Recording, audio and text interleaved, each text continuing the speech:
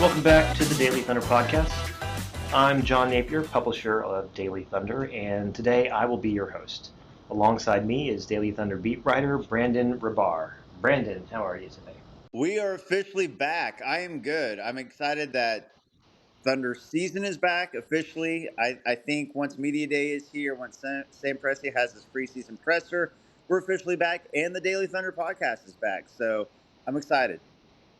Well, for some football fans in Oklahoma, maybe more north of the state than south of the state right now, they're pretty excited about basketball season because it seems like football season might be over. Any thoughts on OSU football before we get going?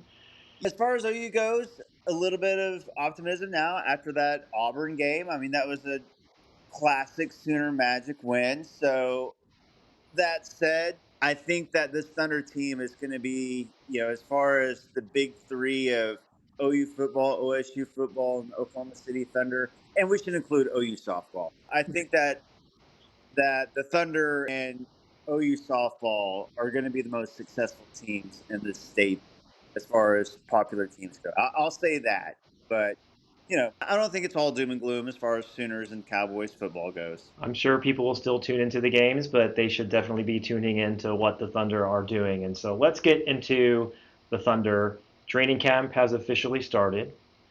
Coming off of last season's performance, into the offseason, it was a really great offseason for the team, adding Alex Caruso, Isaiah Hartenstein. The vibes are good right now.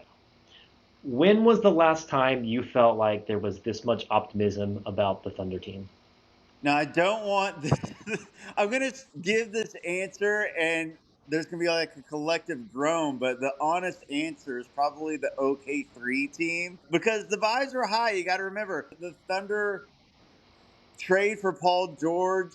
They go out and they get Carmelo Anthony, and it looked like, hey, Russ has some help coming off the MVP season. The Warriors better watch out.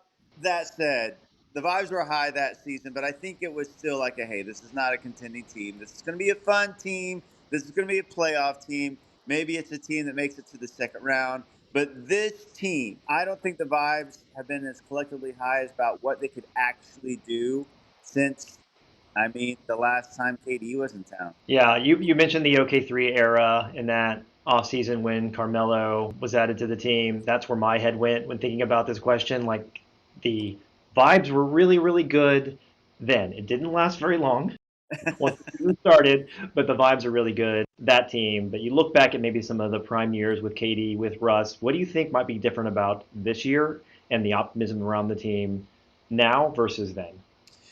Well, this team is just so deep. They're top heavy with talent. Those earlier KD Russ teams, they had so much talent at the top, but there were always questions about the bench. There's always questions about the role players. There was always questions about, okay, well, this guy's a great shooter, but he can't play any defense. This guy's a great defender, but he's going to be a big liability on offense. This team has the talent at the top with SGA and MVP candidate, but then also with Chet and Jada becoming stars. But the depth is incredible, and they have the proven, number one seed in the West season last year, and you add to that Alex Caruso, one of the best role players in the NBA, a two-way player. Hartenstein, one of the best role players in the NBA, a two-way player. Address the weakness of rebounding and size and physicality. And all these young players are going to get better. Like, health permitting, this is absolutely on paper a better team than it was last year. You basically, rotation-wise, take away Josh Giddey, who's, a promising player but didn't fit, and add Caruso and Hartenstein, and the young guys get better. The vibes are high for a reason, and it's not just in OKC; it's nationally. There's a reason why from ESPN to Bleacher Report to name your blog or news site, they're picking OKC out of the West for good reason. And you were at Media Day. I think I saw that there were some national media figures at Media Day. Did you run into anybody, big name, national? Yeah, Brian Windhurst was 2 seats down from me to the left. Yeah, it was wild, honestly, seeing Brian Windhorst. This is the second time in the last couple of years. He came last year for Chet versus Wemby, but for him to be there at media day is pretty telling about what ESPN thinks of this Thunder team and what this Thunder team can do. It was funny when he came Chet versus Wemby last year. He asked questions to the players. This time he just sat in silence and chilled. Was very friendly and nice to everybody that talked to him.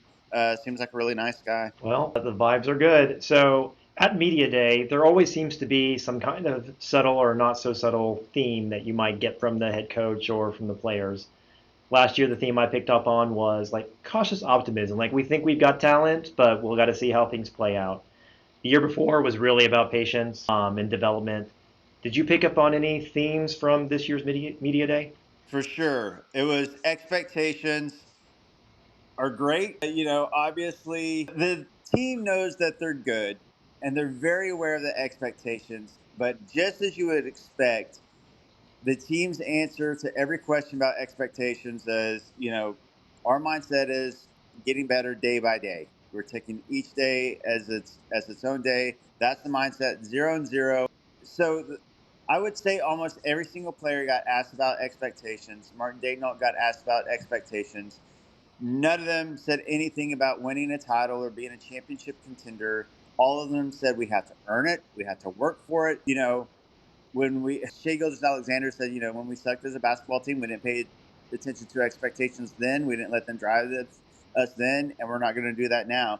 So I would say more than anything, the talk of expectations and then kind of like stifling those and just saying, hey, we have to go out there and earn it. We haven't done anything yet was the theme of Media Day. So we talked a little bit about the adds to the team and the dynamic that adds to the bench and the depth of the team. There is going to be some improvement among players who have been on the roster year over year. Specifically, there's been a lot made about some additional weight and size added by some players. For example, Cason Wallace added some weight. Chet Holmgren added weight. Did you notice that being up close on Media Day? Yeah, so Cason Wallace went from 193 to 205, and I definitely noticed the difference in him. But Chet Holmgren, when he came in and took his seat at Media Day, I was sitting next to Cliff Brunt from the AP, and he actually leaned over me and he said, "Hey, Chet looks kind of swole." I was like, "Yeah, he does." Like on a 7'1" frame, a skinny frame, to me, it was noticeable that Chet looked a little thicker. And I know that people will like see pictures. I always see like when a 7'1" skinny frame guy says he like added some muscle in the offseason, you'll see like the before and after pictures, and everybody makes fun of it because they look the exact same or whatever. But up close and personal, Chet looked like he put on some meat to me. So is Chet's nickname going to be like Swole Chet or something? I don't know if I'd go that far. Let me confer with Cliff Brunt since he said swole and see if he would go that far. Well, I'm sure you'll agree that Chet adding weight is going to help a lot as he's an interior player and going up against the size in the NBA is going to make him more durable and maybe help on the rebounding side. And you can add to that. What do you think about Cason Wallace adding weight? How does that help his game? Yeah, so he said that he took adding weight and muscle really seriously this offseason. Spent a lot of time in the gym, and he said it's because he didn't want to be knocked off when he was driving. He didn't want people to knock him off when he's defending. So I think that his frame can allow it, and he's quick laterally, very shifty, and I don't think that'll change. I think adding 12 pounds for Kaysen is perfectly fine. Like if he got up to like 25 pounds and like it took away some of his quickness, took away some of his speed, but I don't think he's going to do that. He's so young. He's only 20 still. He's still just 20 years old. He's younger than a lot of the rookies that are coming in this season. So I think that it's going to be great for Kaysen. And I think that Kaysen is maybe the most underrated piece of this core because, everybody talks about the MVP candidate and the budding stars, of course, and the new additions and Lou Dort and Isaiah Joe and Wiggins got the extensions. But Kaysen's rookie was really, really good. He's already playing, lockdown defense and shooting 40% from three. So I'm excited to see, kind of the step that Kaysen takes this year. So I'm sure there were some questions, or there were questions to iHeart. And maybe before we go to iHeart, we have nailed down that is going to be his nickname, right? Yeah, so that actually got asked, because now just like there's two Jalen Williams, there's two Isaiahs, and It's going to be Zay for Isaiah Joe. Unfortunately, not embracing the Stroke and Joe nickname. And then actually, we got some confirmation, as you know, from J Dub that the team does not call him Stroke and Joe, unfortunately. And then J Dub also in his media day said that he's stamping it that Isaiah Hartenstein is iHeart or Hart. I've heard both. Hartenstein himself was saying Hart. I also heard iHeart, so I think you can't go wrong with either Hart or iHeart. Okay, well, we're going to go with iHeart for now. He said that he doesn't care if he starts. He kind of gives that customary team first type answer. But before we've even played the first preseason game, what do you think the starting unit looks like? So obviously, SGA, J-Dub, Chet, and Lou Dort. I know I've seen some like graphics out there on Twitter and social media that has Caruso and Hartenstein starting and Lou Dort coming off the bench. Lou Dort is not coming off the bench on this team. Whether you analyze it and Caruso and Hartenstein are better overall players than Lou Dort. Lou Dort is starting on this team. Absolutely. So the last one comes down to Caruso or Hartenstein.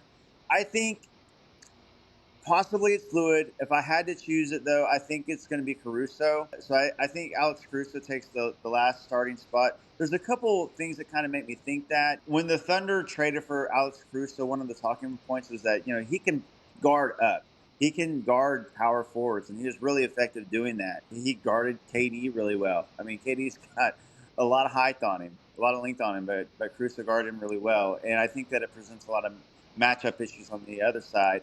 And then, when Isaiah Hartenstein was signed, we know that Chet Holmgren is going to be the primary five. I think that Hartenstein may start sometimes. Maybe it's matchup dependent.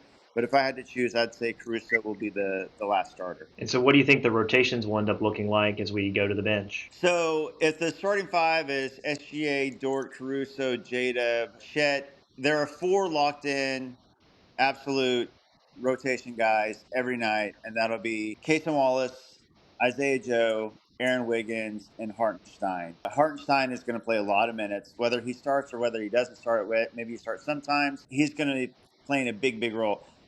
I look at it as like three different tiers, and each tier has three players in it. Like SGA, J-Dub, and Chet are all playing over 30 minutes a night, 30, 35 plus minutes per night. Then you've got, I think, Lou Dort, Alex Caruso, and Hartenstein, whether they're starting or coming off the bench, each of those guys are going to play big minutes every night, like 25 minutes per night, maybe over that, maybe a little bit less than that some nights. And then I think the next three, Isaiah Joe, Jason Wallace, and Aaron Wiggins, each of those guys are going to play every night, maybe 12 to 15 minutes per night. And then you got that last group of three, which is like Kenrich Williams, Usman Jang, and Jay Will. And I think all those guys will be in the rotation. We know that Mark Daigneault is not afraid to play 12 guys a night, 13 guys a night. And I think their minutes will be more sporadic. Maybe they'll play some nights, and maybe some nights those guys won't play. But I think all those guys will be in the rotation. Yeah, that was going to be my follow-up question that you answered there, that Mark does like to go and have these deep rotations, and it wouldn't surprise anybody if we see 12, 13 players sometimes check in on any given night. Looking ahead to the first preseason game, we are ready for actual basketball. I think the NBA preseason kicks off on Friday, but the Thunder's first game is Monday in San Antonio. What are you going to be looking for on Monday?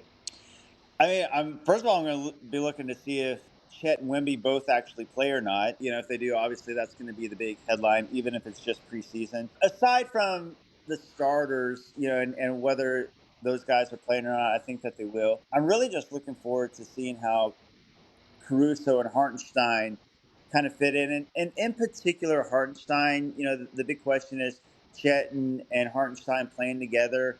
And again, it's a mystery whether or not, they start together. But whether they start together or whether Hartenstein comes off the bench, there are going to be times where Chet and iHeart play together. They're going to play together because Hartenstein is going to have a big, big role on this team.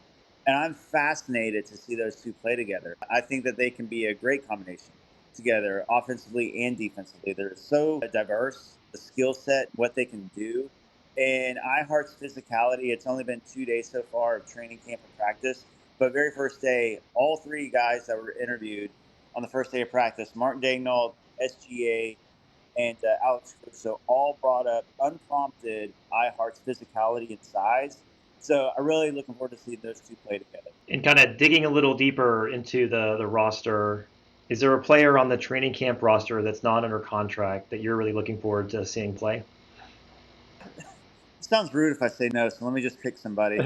I will say this. I'm looking forward to seeing Alex Zukas play. You know, he's on a two-way, and he was a part of Media Day, and he's also from Australia, and I'm taking like a sidebar here. So Josh Hmm. Giddey, his interviews are always great. He always gave great answers.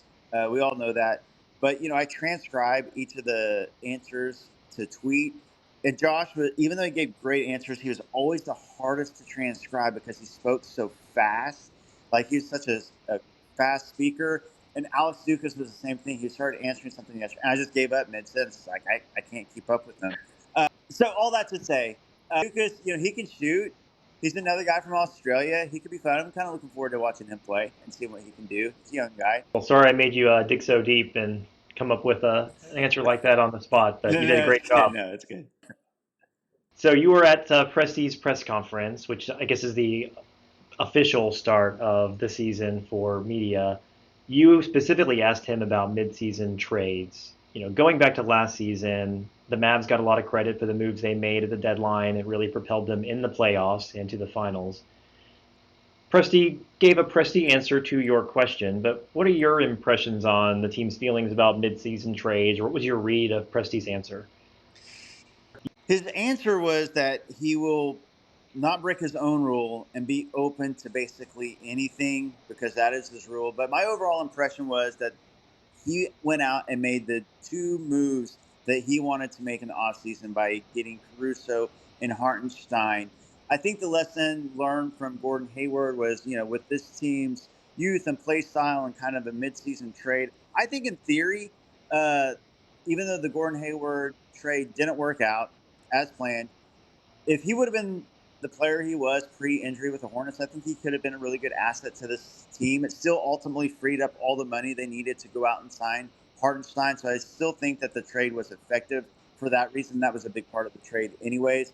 But it sounds like if you're like hoping that the Thunder go out and make a big splash at the trade deadline, I wouldn't expect it. Maybe they make a small move. If an opportunity presents itself to make the team better and it's not going to cost a lot of assets, or if, they go through this season and they realize there's still a weakness they can address, maybe they do something. But it sounds like the big moves were made with Hartenstein and Caruso, and I wouldn't expect a big midseason trade based on last year's Hayward trade. Yeah, and that makes a lot of sense. I think that at least the fans are really excited about this roster. I would imagine the team is really excited about this roster, and much better to have the roster you want the full season than to feel like you have to tinker midseason and make it work. And I don't think the team's in that kind of situation this year. Right, and they want to build the chemistry with this team. Like if the Thunder didn't make any moves at all this offseason, and then they went out and got Caruso and Hartenstein at the trade deadline, I mean, people would be super pumped. They just did it in the offseason. Yeah, definitely. Well, speaking of off-season trades or before the season starts, there was a Knicks Wolves blockbuster trade. What do you think about the trade? Yeah, so I know that the Wolves were getting a lot of flack for it, and I understand it because just like in fantasy football, you never want to lose the best player in a 2-for-1 trade. Like, if you're doing a 2-for-1 trade, you always want to have the better player, and I think that Cat is the best player. And you don't want to see a team this young, like the Wolves, coming off their best season basically in franchise history, making it to the Western Conference Finals, and all the chemistry that Cat and Ant had. You don't want to see them break that team up as a Wolves fan. But ultimately, their cap situation, like they were stuck. I mean, Cat made a lot of money, and they got to pay all these guys. And this move makes them deeper. It gives them depth. I think that DiVincenzo is a really good role player. He's a really good shooter. I think that Julius Randle is a little bit underrated.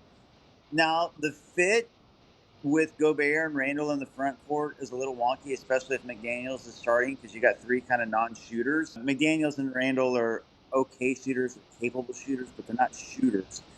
So I think ultimately the Wolves get slightly worse because Cat was the best player, but it makes their salary cap situation a lot easier to deal with. It makes them a little bit deeper. And look, Julius Randle is still an all-star, and DiVincenzo is a really good player. But ultimately, I think it helps out the Thunder a little bit because I do think it makes them a little bit worse. And it's really ironic that after 2 years of hearing how are the Thunder going to match up with the Timberwolves size because they have 2 7-footers and the Thunder don't have any size. Now it's the Thunder that have 2 7-footers, and the Wolves lost one of theirs. So as you sit here today, who do you think is the team's biggest competition for the number one seed? I think that some people may disagree, but I think it's the Mavs. I think if the Mavs are healthy, and that seems like an easy one to pick because they just went to the finals and they're the team that beat the Thunder. But I still see a lot of people picking the Nuggets, and I get why. And I still see a lot of people picking the Wolves, and I see why. I see a dark horse pick of the Grizzlies, and I can see that. But I think ultimately with Luka and Kyrie, the talent at the top is so good. And you added Clay, who I know people said was washed last year, but he's still a really good shooter, and he'll be able to do that alongside Luke and Kyrie and all the looks that they're going to give him. They lost Derrick Jones Jr., one of the best defenders. So I think they ultimately got a little bit better. Derek Lively will be a little bit better. Daniel Gafford, they've got a couple bigs. I think for them, health is the big question mark. But when they were healthy, they were really, really good last year. So to me, the biggest competition is the Mavs. Yeah, and as you said, it makes a lot of sense because they just went to the finals last year. Yeah. Well, shifting gears a little bit, there's been a lot of buzz about NBA expansion. An expansion draft could probably hurt the Thunder depending on when the draft occurs and the contract situations at the time.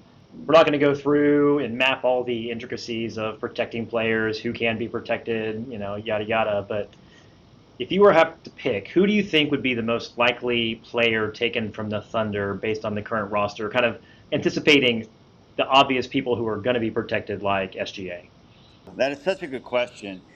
Let's pretend that it goes by the same old rule of you protect 8. That is so tough.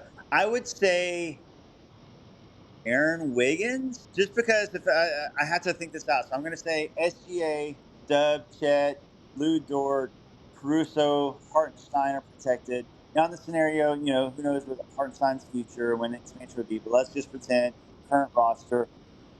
And then I think that you protect Case and Wallace. And that last spot, I mean, you want to protect Topic too because I think his value is so high. But then you got Isaiah Joe and Aaron Wiggins. I think it comes down to those guys. I think that you protect Isaiah Joe in that situation, given the contract and what it means to this team. But I could see it being Topic as well. So to me, it'd either be Isaiah Joe or Wiggins that would be taken. Well, on the internet, I saw a mock expansion draft, and it had J. Will going number one. Yeah, I saw that. And I mean, any team would love to have Jay Will and what he brings, obviously on the court, but off the court, like the vibes and the team. The team might just protect him because of the vibes. They might be like, we love Isaiah shooting. We love Wiggins' all-around game and his underrated, the fact that he saves basketball. Topic has all this potential, but we cannot lose that smile. So we're protecting Jay Will. Yeah, I'm all for that. That smile cannot be lost. It lights up all of Oklahoma City. Well, I'm also going to put you on the spot here. We've talked about nicknames a little bit. I know you're a big pickup basketball player, and you got a nickname there. So, what is the nickname that you want to give yourself if you had to give yourself a nickname? Oh, give myself Yeah. I can't use Scoop my name right now. It's so funny I mean, you, because you can, but that would be lame, it right? would it would be lame. Man, I would say, gosh. Okay, so I've been called a lot of things when I play ball. That sounds funny. That sounds like I've been called like some bad words. I'm always called some short white shooter. Like everybody, like if I'm playing pickup ball with people for the first time and I hit some shots or whatever, I eventually get called like whether it's Steve Kerr, whether it's who are some of the names? Who was the dude? Corver. I was called Kyle Corver there for a while. Somebody called me JJ. Called me JJ Redick. Then I also got JJ like JJ Barea. But somebody in a media game called me. Somebody called me Media Curry, and I really really like that. So I'll go with Media Curry. Media Curry. Okay, so it's not going to be Strokin' Rabar. Okay, I may have to switch it actually. I really like Stroking Ravar. I don't know why I didn't come up with that. Yeah. It was Yeah, right there for the media take. Media curries in the recycle bin now. Well, thanks, Brandon, for joining on the pod today. That's all the time we have. Thanks to our listeners for tuning in to the Daily Thunder podcast. Again, I'm John Napier, host of today's episode. He's Brandon Rahbar, Daily Thunder beat writer. If you enjoyed the show, please make sure you subscribe to the podcast on your favorite podcast app so you don't miss any future episodes. And if you like what you're hearing, please do us a favor, leave us a rating and review wherever you get your podcasts. Helps spread the word and grow our audience, and this is the best place for you to hear all of the commentary from our favorite beat writer, Strokin Rahbar.